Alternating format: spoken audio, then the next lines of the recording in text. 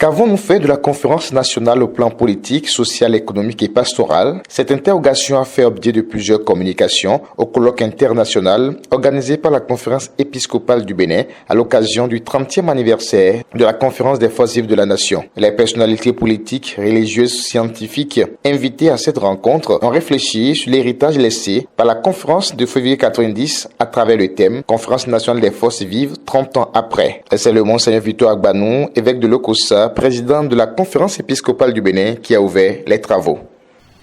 Au fond, la commémoration des 30 ans de la conférence des forces vives de la nation de février 90, loin de nous figer dans l'extase d'une admiration béate ou dans la sclérose d'une autosatisfaction immobilisante, nous convoque plutôt au carrefour des défis actuels où le génie béninois est appelé à se déployer à nouveaux frais pour trouver des solutions adéquates aux problèmes d'aujourd'hui, en puisant dans l'héritage précieux des acquis de cette historique conférence.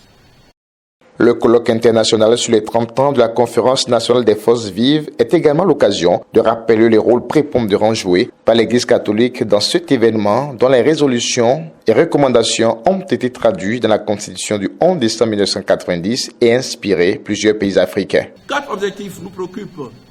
D'abord, faire connaître à la jeune génération et rappeler aux anciennes la conférence des forces vives de la nation comme mémoire des souffrances, voie de libération, chemin d'espérance, devoir sacré fondement de la loi fondamentale du peuple béninois pour la construction présente et future de sa destinée depuis 1990.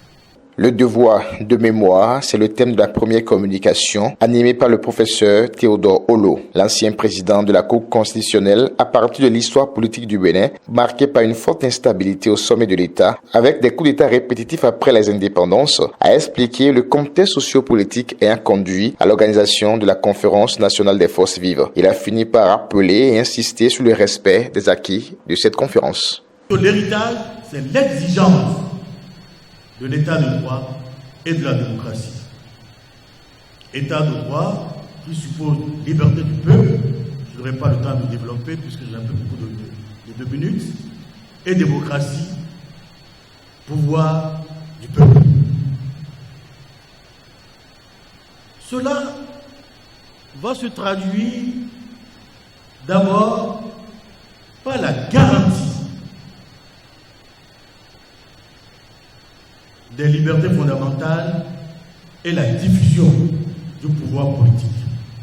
Le colloque international sur les 30 ans de la conférence nationale des forces vives de février 1990 a été organisé par la conférence épiscopale du Bénin à travers le mouvement catholique des cadres et personnalités politiques MCCPP et l'Observatoire chrétien catholique de la gouvernance OCCG.